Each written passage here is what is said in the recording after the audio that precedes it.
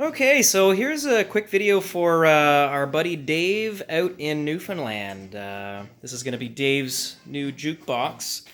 So I've been hard at work at it, and he's been very patient, and Dave lives far, so I figured I'd make this video before it gets all packaged up and sent out, just to kind of show him, just some of the features, how it works, some of the stuff I did to it, and just make sure that he is happy with it before I spend the time packaging it up and creating it. And oh god, don't you start with me, buddy. Yeah, I know. So, without further ado, this is your jukebox, Dave, and trust me, I spent some time on this thing, particularly on the sound part. It needed a new sub. It needed the crossover to be rebuilt, which I wasn't able to do. I had to get someone else in to do that. There was something wonky with the preamp. My God, I mean, it was it was a job. But I'm happy to report that it's been resolved and everything sounds good. These do have a nice sound, so I wanted it to sound the way it was supposed to. So so that's been corrected, and you shouldn't have any more trouble with that. What else did I do to it? New paint. This got all painted. This got all painted. What else? Oh, I should mention here, I should go over some of the things that are not perfect on it, because, I mean, it is overall in pretty good shape, but there are a few little things. So, like up here, the chrome, there's the odd spot where it's pitted, and I, polished it, but, I mean, you can't really polish that out. That's the way that's going to be. There's another little spot here on the corner, but it's not nearly as bad. But I mean, it's worth noting that it is there. Otherwise, chrome is good. Everything is fine, but those are really the two spots where it's not okay. This, which is a big part of it, the chrome is good on the back here. That's, kind of one of the big selling features of this is that shiny chrome mesh back there. Good art. This was the thing I'd mentioned to you that I had to take apart several times. This was a pain in the ass. But I got it back together, and it's nice and clean. I just want it to clean between the glass and where the art is, so that there's as much light transmitting through it as possible. These are always filthy when I get them in. I mean, no matter how well taken care of they've been, they were in bars, and inevitably they're disgusting inside. So, I always do my best to clean what I can, and, there's probably still gross yellow cigarette stuff hiding. I mean, I go through them very well, and it seems like every time I clean one, no matter how many times I clean it, the water that comes out is still yellow. So anyway, that's, it is what it is. So, and the art here, okay, so this is worth noting. I mean, I'm looking through my lens on my camera here, and it looks sort of green. I'm going to sort of describe this to you because I don't think the camera's picking it up right. So this is like sort of this weird plastic laminate thing, and like I am always terrified of touching these because literally they will melt if you touch them, and that's no exaggeration, or they're just so brittle that they just turn to dust. So I did, because I wasn't sure if this was faded or what was going on here, and I thought, well, I'll give it a shot to see if I can clean it.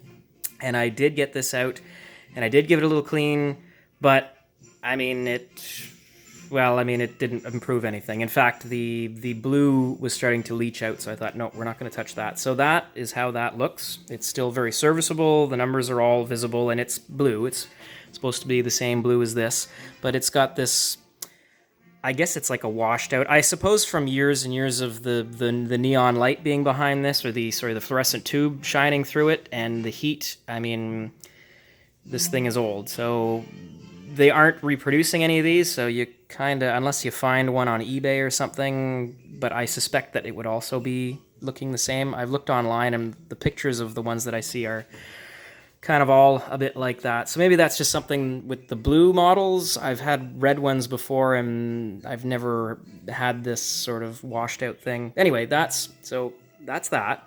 All the buttons got cleaned. And this here, I would have loved to have removed that. That's sandwiched between two pieces of glass, and again, it's sort of precarious and delicate. And I have made the mistake in the past of trying to remove these, like it's one of those stickers that you'd make with an old-timey label maker thing. And a lot of times what they would do is they would use that to change the pricing on these things. So in this case, it's two plays for 25 cents. So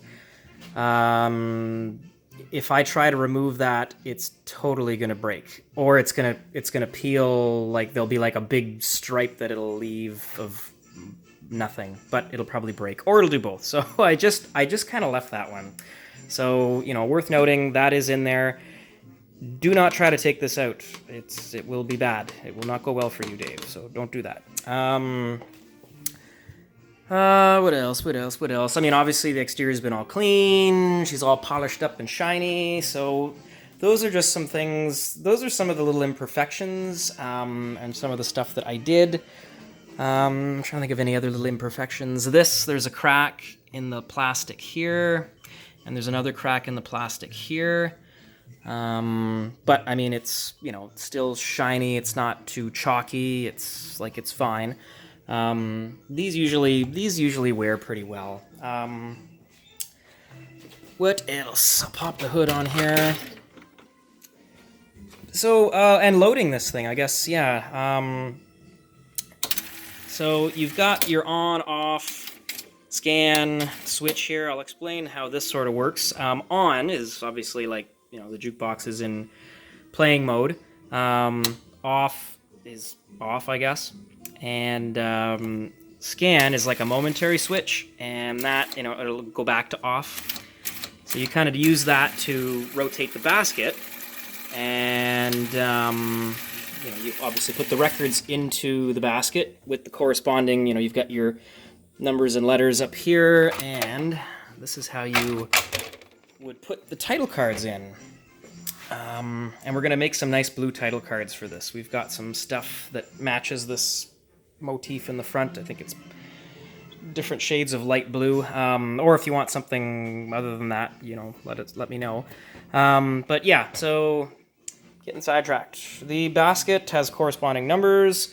They correspond with this. So, A1, and then you'd go A1, and then you would go a bit more, and then do whatever C1 and E1, and, so on and so forth. It's pretty straightforward.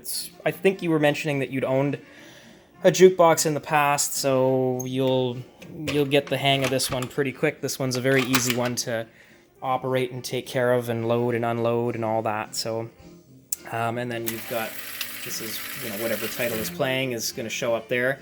The coin mechanism is intact on this. A lot of times they get removed by the operators before they get taken out of service, and this one has that, so it does work.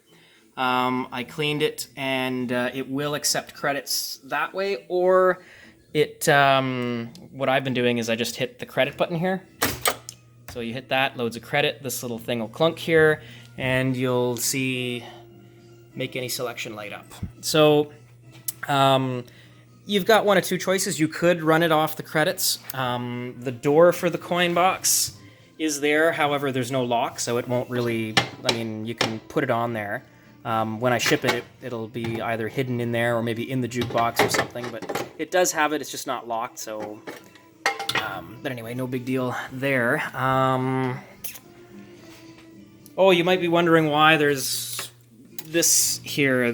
So the reason that this is here, it's good to have my business card there, just in case you need to call me, but also, there is a pin missing on the corner of this, sort of thing that this is on a swivel, and this little thing is supposed to kind of latch and keep this lined up with the chute for the coin to fall through, and that pin was gone, and I couldn't find anything to match that pin, so a business card was just the right size to kind of line everything up, so that's why that's there.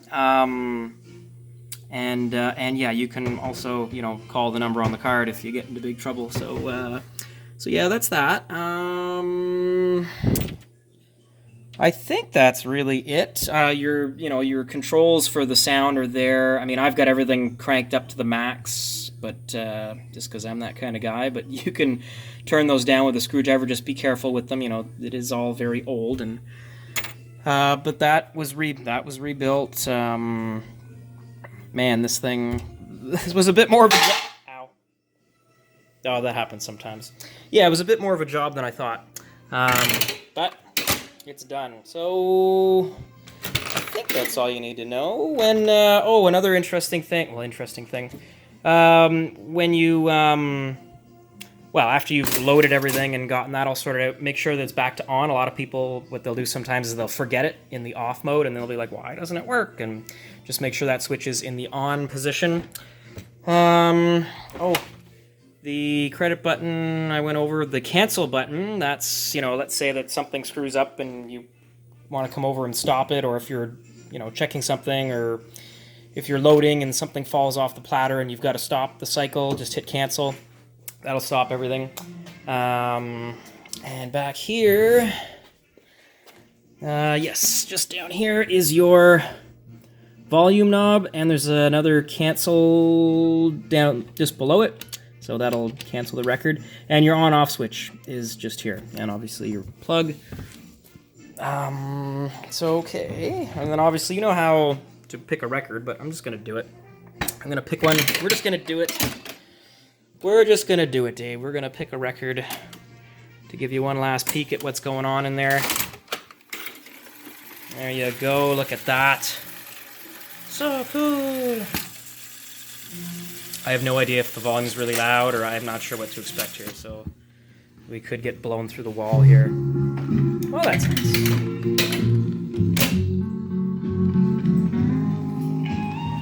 So there you go, buddy. That's your jukebox, or that will be your jukebox. So yeah, records are ready to go. Everything's ready to go. I'll set up everything I need to set up on my end, and yeah, you can watch this, and maybe you'll watch this and say, no, I don't want that thing, it sucks, or I don't know. I hope you don't do that. But anyway, yeah, that's there you go, buddy. So there you go, Dave.